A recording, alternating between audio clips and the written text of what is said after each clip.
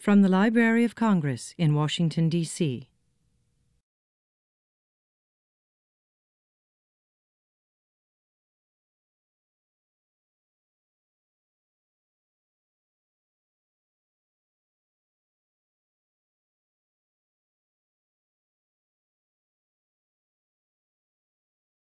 Good afternoon and welcome to the African and Middle East Division. I'm Mary Jane Deeb, Chief of the Division, and I'm delighted to see you all here for a very special program.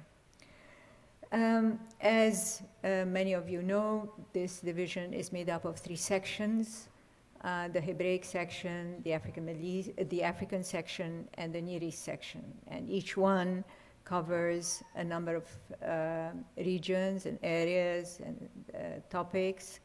And we have specialists in each of these areas. And we are responsible for materials from 78 countries in the Near East, Central Asia, the Caucasus, Africa, North and Sub-Saharan. And we're very active in acquiring and developing collections, in briefing visitors coming from all the countries of the regions, and organizing programs, symposia, workshops, exhibits. In fact, we're going to have a major exhibit opening in March on the Persian book, and I hope you will all come and it will be up for 6 months, so from the end of March to September. We had one on the Hebrew book, and I'm sure most of you went and viewed it. It was absolutely spectacular. We also invite scholars and experts who have researched and done work in our areas of responsibility to share with us their insights and their findings so that all of us attending and participating in the programs leave enriched with new information and a better understanding of the cultures and the societies whose publications we collect.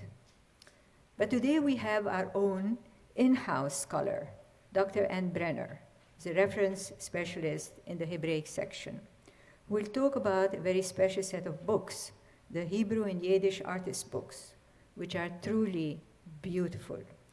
And then she has prepared a special display of some of these books for you all to come and admire. And I want to thank, in particular, Claire Deckley from the Conservation Division, who has taken time from her very busy schedule to be there and to help organize this display. So I would like to invite now Dr. Anne Brener, who actually is not only the speaker today, but she is the person who originally thought that we, as the librarians, as custodians of these collections, should be speaking about our collections. We know them well, and we're able to let you know what we hold that is not always so easy to find when you're searching a catalog. So Dr. Anne Brener will now join us.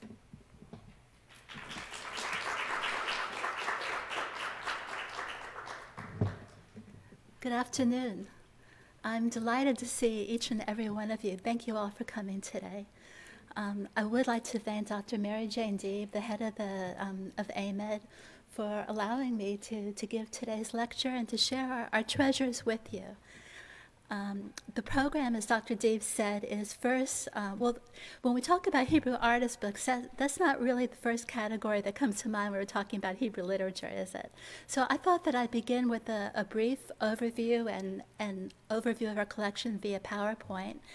And then we'll invite you back to our conference room for a display. And I have to say that I could not have created this display without the help of my lovely colleague, Sharon Horowitz, the reference librarian, the senior reference librarian here. And Sharon, where are you? There you are. And neither Sharon nor I have enough words to thank Claire Deckel of the Conservation Division, who simply works magic with anything in paper. and whose beautiful aesthetic taste and her magic fingers have created the loveliest display.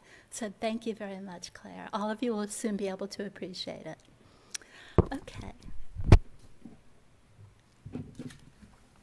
So, artist books are books that are works of art in their own right.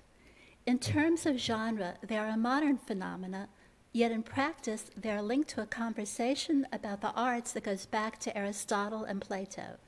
Is painting mute poetry? Is poetry speaking painting? What defines the different art forms, and where are the boundaries between them? Well, makers of artist books don't deal with boundaries. They leap over them. They unite image and text, content and form. They create a work of art that is neither solely text nor completely image, but something greater than both. And in doing so, they essentially create and recreate the experience of reading itself. Some scholars have traced the beginning of artist books to the late 18th century,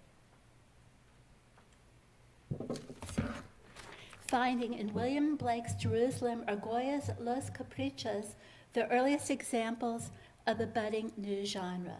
But it was only later, in the heady atmosphere of fin de siècle Paris, that artist books truly began to flourish, the fruit perhaps of a vibrant discourse between artists in every field: theater, painting, poetry, music, dance, sculpture.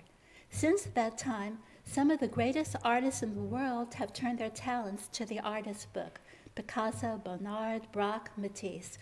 A fact that no doubt cemented the modernist nature of the new genre and also gave it the ultimate stamp of legitimacy. The makers of Hebrew and Yiddish artist books are rooted quite consciously in an internationalist concept of art.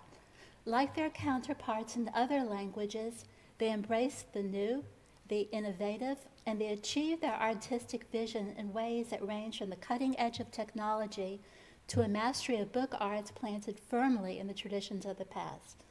And, also like their counterparts, the makers of Hebrew and Yiddish artist books often come from the forefront of artistic creativity.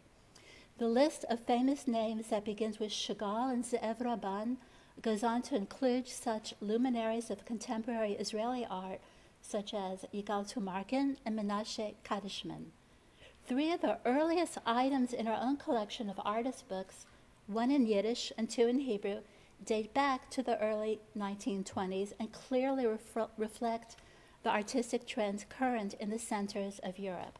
So, for example, we have one very Art Nouveau Song of Songs created at the height of the Symbolist movement and published in Berlin in 1923. And also from the 1920s, two early artist books that practically scream German Expressionism. One of these, a Hebrew translation of the Grimm's fairy tale, published in Hamburg, 1924. The other, an original poem in Yiddish, published in Poland in 1921. You may have noticed that these three books, the earliest ones in our collection of artist books, fall neatly into three different categories: biblical texts, post-biblical poetry and literature in Hebrew or in Yiddish, and miscellaneous texts. It's a clever name, isn't it?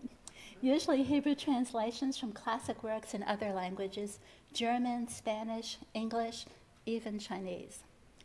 Interestingly enough, these are still the categories that make up our collection of artist books to this day.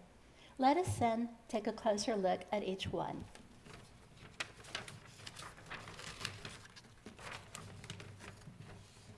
The first category is, of course, biblical, and it includes text that comes straight from the Hebrew Bible. This text can be an entire book or scroll, a single poem or chapter, or even just a single verse. Here, for example, is an artist's book on the entire book of Genesis. The artist, Avner Moriah, drew on rabbinic legends to create many of the illustrations, but the text itself is strictly biblical. Other examples of entire biblical books are this Book of Ruth, with its silkscreen prints in bold primal colors, or this unusual Song of Songs by Mordechai Beck, whose sinuous shapes in black and white emphasize the sensual dimension of the text. All these are examples of artist books comprising entire biblical books or scrolls. At the other end of the spectrum is this slingshot, or rather this artist book. It was created by Israeli artist Ido Agassi around a single verse from the book of Samuel, and it describes the story of David and Goliath. One last example I'd like to highlight from this biblical category is this exquisitely crafted paper cut by Archie Granot, containing the words of the biblical prophet Obadiah. The second category of artist books comprises post-biblical poetry and literature in Hebrew or in Yiddish. In most of these, the text in fact comes from the last few decades and even the very last few years. So although a number of these books do feature the more classic masters of modern Hebrew literature, as in this artist's book on poems by Leah Goldberg, there are also a considerable number of books built around the works of more recent arrivals on the Hebrew cultural scene. Natan Zach, Maya Bejarano, Roni Somek.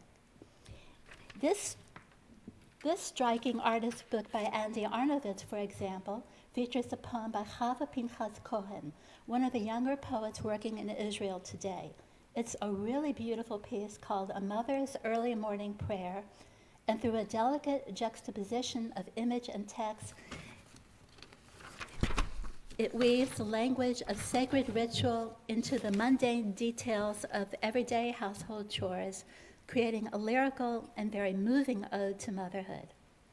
Despite the predominance of modern texts, some of the books in this second category also focus on much earlier periods in Hebrew literature, as in this unique book by Lynn Avadenka, an American book artist working in Michigan. In this book, Avadenka has taken a Hebrew poem from the golden age of medieval Spain and woven it into her own prose poem and striking prints. The third category of artist books includes everything else. In many cases, these miscellaneous texts are Hebrew translations from other languages: German, English, Spanish, even Mandarin Chinese. This miniature here, for example, is an ancient Chinese parable translated into Hebrew and delicate silk screens. Other books from the miscellaneous category are basically portfolios of etchings or prints, and any accompanying texts are non-literary in nature. Yet other books in this miscellaneous category are not easily categorized at all, a tribute perhaps to their essential creativity. So, what makes an artist book an artist book? It's hard to generalize. You can probably see that for yourselves. Yet there are perhaps a few common denominators. For one, most, if not all of these books are created in limited editions, usually signed and numbered by the artist. For another, in an artist's book, every element of the book design contributes to the creation of the artist's vision. Remember that old saying, don't judge a book by its cover? Well, forget it, at least here. Tamar Messer's Book of Ruth comes with a covering reminiscent of the burlap sack Ruth might have used to glean the alien corn, a Hebrew version of Don Quixote is fastened with Don Quixote's very own sword, and Roni Somek's poems to a young ballerina are sheathed in elegant black linen with pink satin toe shoes embroidered on the cover. And then there's the paper. The artists almost always note the kind of paper they use on the title page of the book, and just reading their names of these papers is a poem.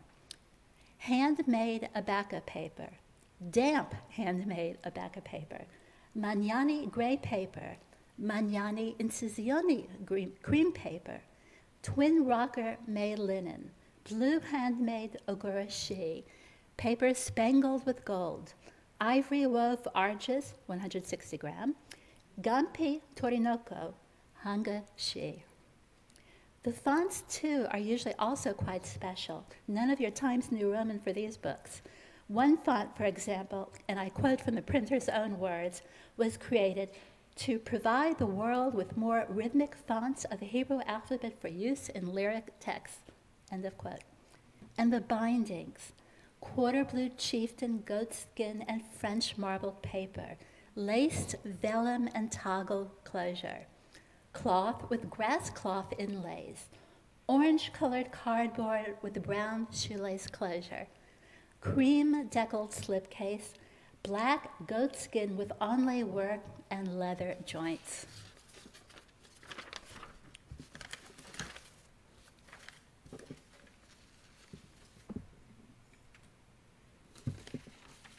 I would like to end this brief overview with a poem, or rather with one line from this poem.